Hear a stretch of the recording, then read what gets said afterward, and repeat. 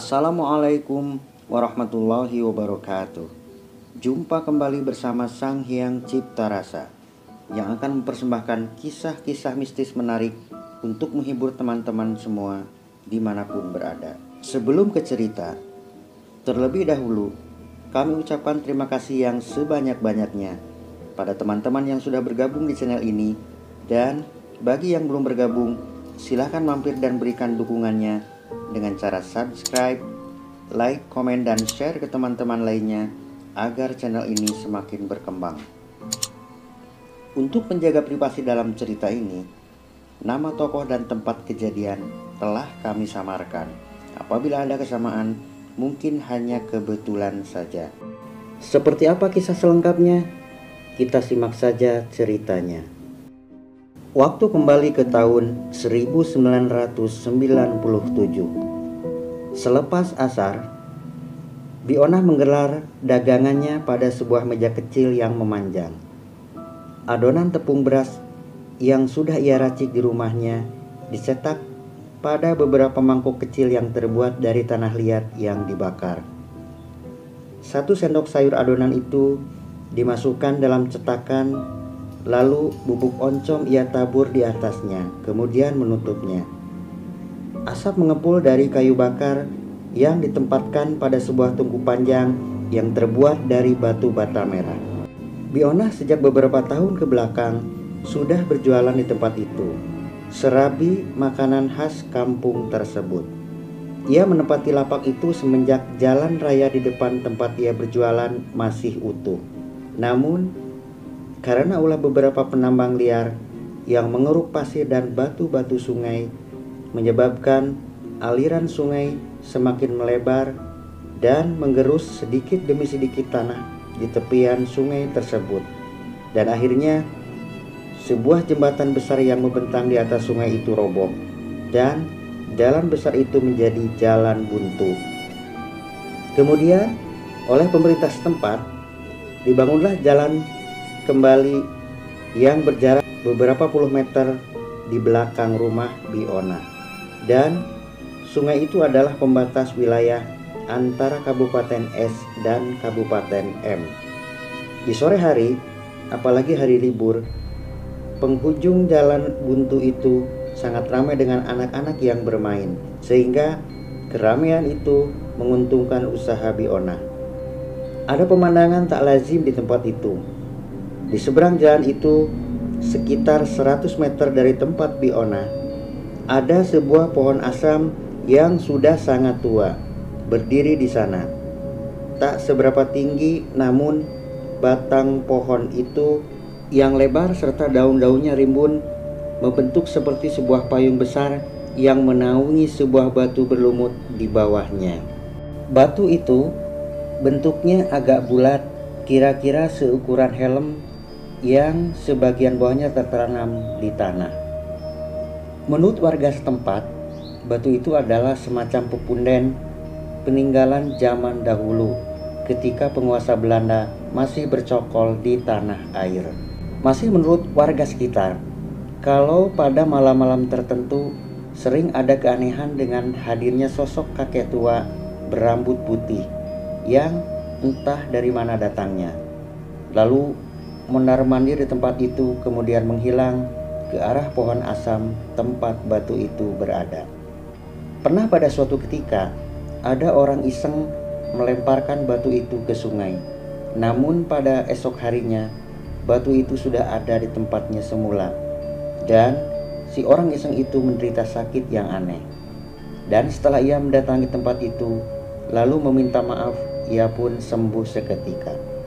Cerita ini turun-temurun dari kakek nenek warga setempat, sehingga mereka melarang anak-anak untuk mendekati dan bermain di lokasi pohon asam itu.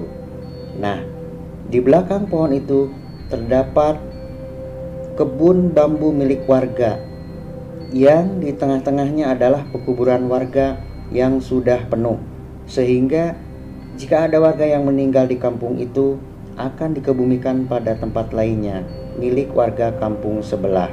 Bionah kembali meniup-niup tungkunya agar bara api tetap menyala. Beberapa anak duduk di bangku panjang yang sudah disiapkan Biona. Mereka asik mengobrol sambil bercanda. Waktu sudah menunjukkan pukul 5 sore. Adonan serabi Biona hanya tinggal sedikit lagi. Mungkin hanya bisa mencetak serabi beberapa buah saja. Sebagian anak-anak yang bermain di tempat itu mulai berangsur pulang ke rumah masing-masing. Hanya tinggal beberapa anak di tempat itu yang masih asik bermain kelereng. Bayu, nama salah seorang anak itu, kebelet hendak pipis. Ia berlari ke semak di dekat pohon asam itu. Dagangan Biona telah habis terjual sore itu. Ia segera membereskan barang-barangnya.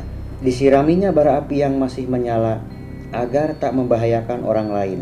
Lalu dibuangnya ke tempat pembuangan sampah di dekat sungai itu.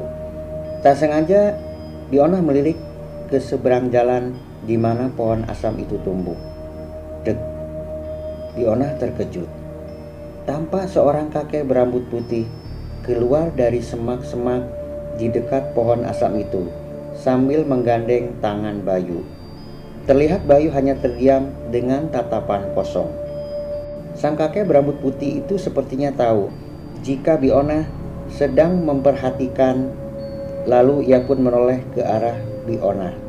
Lalu, "Bayu! Bayu!" teriakan Wasurti memanggil Bayu anaknya, dan sosok itu menghilang seiring teriakan Wasurti. Biona pun bergegas meninggalkan tempat itu. Wasurti segera menghampiri anaknya lalu menarik tangannya dan membawanya pulang ke rumah. Bayu adalah anak kedua Wasurti yang berumur 6 tahun dan masih bersekolah kelas 1 sekolah dasar. Biona adalah saudara sepupu dari Wasurti. Suami Wasurti kebetulan sedang bekerja di luar kota dan hanya sebulan sekali pulang ke rumah setelah gajian tiba. Wasurti menempati rumah panjang yang besar peninggalan kakek buyut suaminya dulu.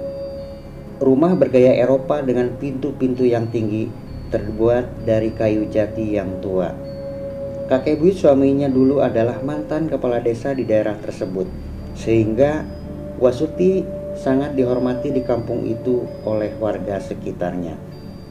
Sesampainya di rumah, Wasurti segera menyuruh Bayu anaknya itu untuk mandi sore.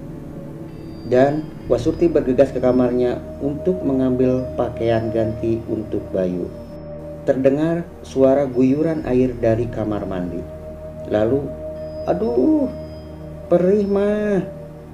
Suara Bayu yang meringis terdengar dari kamar mandi. "Mah, mama." Suara Bayu terdengar lagi. Wasurti yang belum sampai kamar ketika Bayu berteriak dari kamar mandi segera kembali dan menghampiri Bayu. Nampak Bayu meringis sambil menutupi kemaluannya dengan kedua telapak tangannya. "Kenapa? Kenapa kamu, Yuk?" tanya Wasurti cemas. Bayu tak menjawab pertanyaan mamanya. Ia membuka telapak tangannya dari arah selangkangannya dan, "Astagfirullah, Yuk, kenapa itu?" Wasurti berteriak kaget.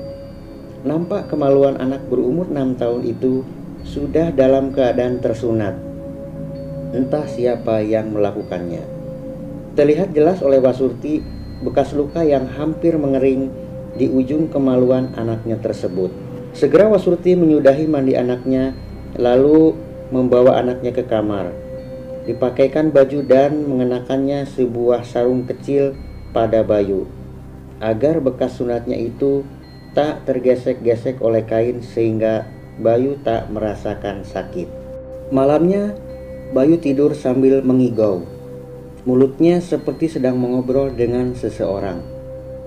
Tak berapa lama Bayu kembali tertidur pulas. Merasa ada keanehan dengan Bayu, segera Wasurti menemui Abah Warta yang serumah dengan Wasurti. Hanya Abah Warta menempati ruangan paling ujung rumah itu yang terhalang oleh pintu penyekat antar ruangan. Segera Wasurti bercerita tentang kejadian aneh yang menimpa anaknya tersebut. Beberapa lama mengobrol, akhirnya Abah Warta menyarankan Wasurti untuk mengadakan selamatan layaknya sebuah kenduri untuk menghindari hal-hal buruk atas kejadian tersebut. Singkatnya, diadakanlah acara selamatan dengan mengundang para tetangga dekat serta sanak saudara Wasurti untuk mendoakan keselamatan atas Bayu saat itu. Dan alhamdulillah, tak ada hal aneh yang menimpa Bayu sampai Bayu berumur dewasa. Nah teman-teman, sampai di sini ceritanya. Berprasangka baik terhadap Tuhanmu adalah lebih baik daripada berprasangka buruk terhadap apa yang telah terjadi dalam kehidupan kita semua. Mungkin Tuhan memiliki rencana di balik kejadian-kejadian itu. Ambil hikmah dan pelajaran dalam cerita ini, serta untuk selalu berdoa dimanapun kalian berada, agar kita selalu dilindungi oleh Tuhan Yang Maha Esa. Semoga cerita ini dapat menghibur kalian semua. Mohon maaf apabila ada salah-salah kata. Terima kasih bagi teman-teman yang sudah menonton dan mendengar ceritanya. Sampai jumpa di kisah misi selanjutnya hanya di Sang Hyang Cipta Rasa. Assalamualaikum warahmatullahi wabarakatuh.